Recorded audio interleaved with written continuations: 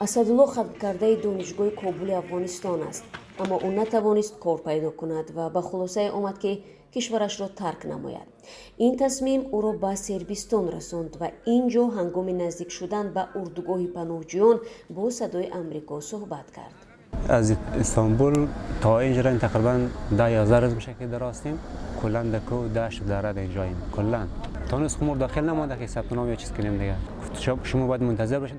اسدالله که نخواست نام خانوادگیش را افشا نماید، تنها نفری نیست که در نزد این اردوگاه قبول و انتقال پناهجویان در آبرنووت واقع در کنار پایتخت صربستان بلگراد منتظر مانده است.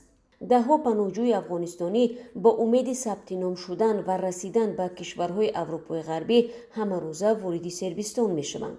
شوکت الله که تنها همین نامش را آشکار کرد میگوید قبل از رسیدن به صربستان او را بارها از بلغارستان به ترکیه برگرداندند.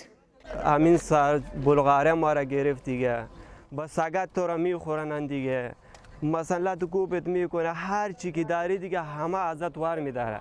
پناهجویان برای رفتن به اروپا راههای خطرناک را انتخاب کرده و به واسطه ایران، ترکیه و بلغارستان به صربستان آمدند. مرتضی احمدی یک پناهنده دیگر افغانستانی میگوید هنگام سفرش بیمار و مجروح شد، ولی او در عزم خود رسیدن به مکان تعییناتش آلمان قوی است. اینجا هم که صبح آمدیم دیگه تونس کس تحویل نگرفته دیگه، بچه‌ها میگه که باید شو تحویل میگیره دیگه، مریض هستیم خلاص پای ما گور است دیگه.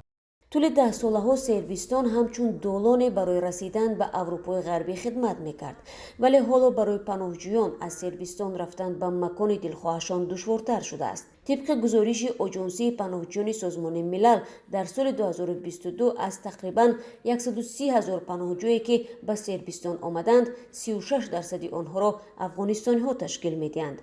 پناهجویان سوریگی که 29% بودند در جای دوم قرار دارند.